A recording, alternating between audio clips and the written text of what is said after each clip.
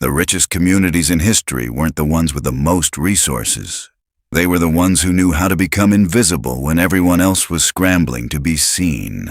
While empires crumbled and currencies turned to dust, one group quietly moved their wealth across borders, changed their names, and emerged richer on the other side. This isn't about religion. This is about survival intelligence that's been tested across 10 economic apocalypses spanning 2,000 years. And what's fascinating is that the strategies they used are more relevant today than ever before, especially now when your government can freeze your bank account with a single keystroke. Most people think wealth preservation is about finding the right investment or the perfect stock. That's exactly what they want you to think. Because while you're busy optimizing your portfolio, you're missing the fundamental principle that allowed Jewish communities to survive the fall of Rome, the Spanish Inquisition, the collapse of the Ottoman Empire, and even the hyperinflation of Weimar Germany. They understood something that modern financial advisors will never tell you. True wealth isn't what you own. It's what you can carry in your mind and move in 24 hours. When the Roman economy collapsed in 476 AD, landowners lost everything because their wealth was stuck in one place. Meanwhile, Jewish merchants had already converted their assets into portable skills, relationships, and knowledge that crossed borders. They didn't just survive the collapse. They became the financial infrastructure of the new world that emerged from the ruins. Comment below which city you're watching this from, because what I'm about to share applies everywhere, and I want to know how global this community really is. Here's what they did that nobody talks about. First, they never trusted a single system.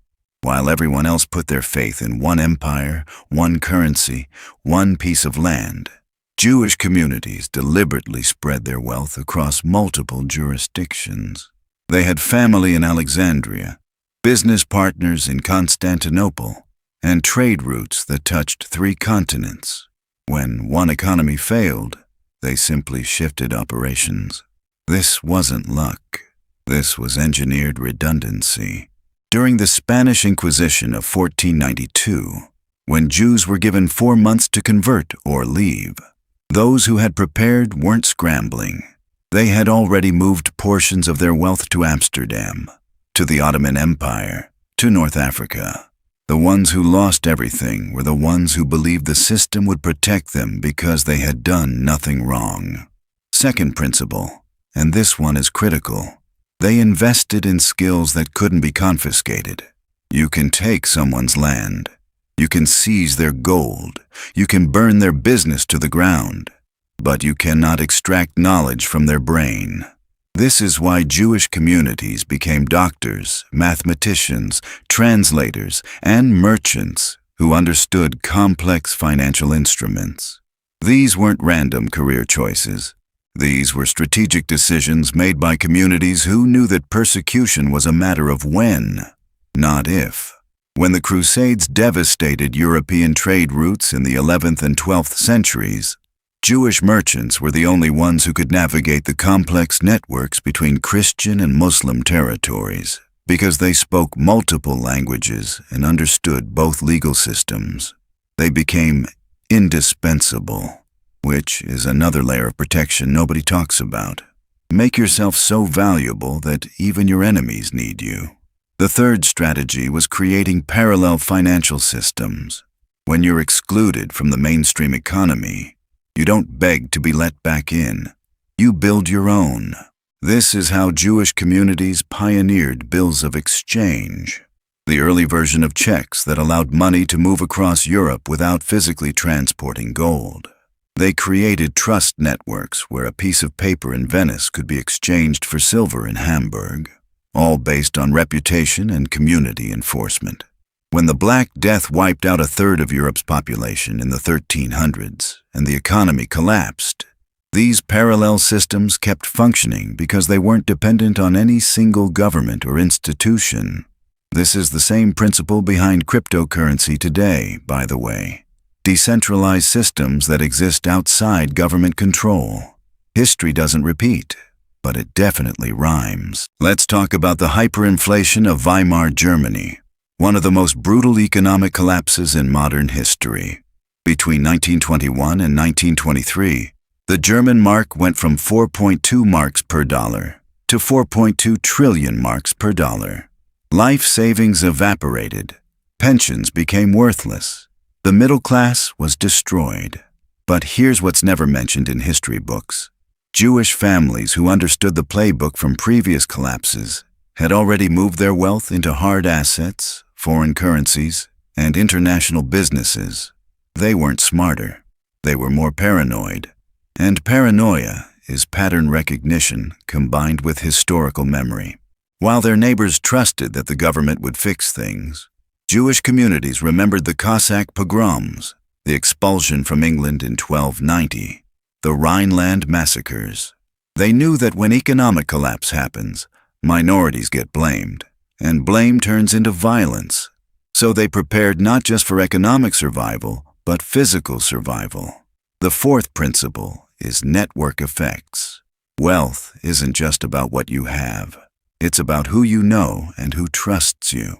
Jewish communities maintain tight-knit networks across continents, bound by shared language, shared traditions, and most importantly, shared systems of trust and accountability.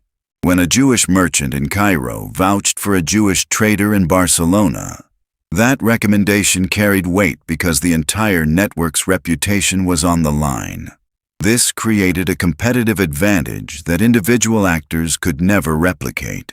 During the Age of Exploration, when European powers were colonizing the Americas, Jewish merchants financed expeditions, established trade routes, and built commercial networks that connected 4 continents. They didn't need the biggest army or the most land. They had something more powerful, a trusted network that could move information, capital, and goods faster than any empire. Now here's where this gets really interesting and why this matters to you right now, today. Every single strategy I just described is being used by the wealthy elite right now, regardless of background. Multiple citizenships? That's jurisdictional arbitrage. Skills over assets? That's the rise of the knowledge economy. Parallel financial systems? That's Bitcoin, offshore accounts, and trust structures. Network effects? That's why the richest people in the world all know each other and do business together. The difference is that most people are playing checkers while the people who understand these principles are playing three-dimensional chess. They're thinking in decades and generations while you're worried about this quarter's returns. The fifth and final principle, and this might be the most important, they taught their children these lessons before they taught them anything else. Financial literacy wasn't a class you took in college. It was embedded in childhood, in stories, in daily practices. A Jewish child would learn about risk management through Passover stories about fleeing Egypt. They'd learn about diversification through the practice of tzedakah, giving to multiple causes.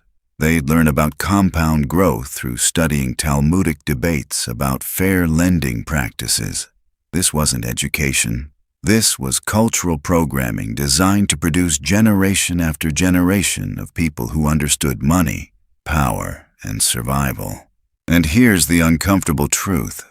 Most cultures don't do this. Most parents teach their kids to get good grades, find a stable job, and trust the system. Then they act surprised when the system fails and their kids are unprepared. You know what's wild? Every economic collapse follows the same pattern. First, there's denial. The experts say everything is fine. Then there's panic. Then there's blame. And finally, there's a reset where wealth transfers from the unprepared to the prepared. This happened in Rome. This happened in Spain. This happened in Weimar Germany. This happened in Argentina in 2001. This happened in Venezuela in 2016. And it's happening right now in slow motion across the Western world. National debts are exploding. Currencies are being debased. Trust in institutions is collapsing. The only question is whether you're going to be caught by surprise or whether you're going to apply these same principles that have been tested across 10 civilizations and 2,000 years. Comment below. Wealth is portable. Leave this comment because whoever understood this message truly grasped the central point of everything I just explained. You just received a masterclass on intergenerational wealth preservation that most people will never hear because they feel uncomfortable acknowledging that some groups are simply better at playing the long game. Subscribe to the channel and leave a like because this type of content is suppressed by algorithms that prefer you remain comfortable and ignorant. Your subscription shows YouTube that uncomfortable truths matter more than pleasant lies. Get ready because what's coming in the next video will challenge everything you believe about how wealth is truly created in the shadows of official history, and will show you why the world's most powerful families never appear on billionaire lists.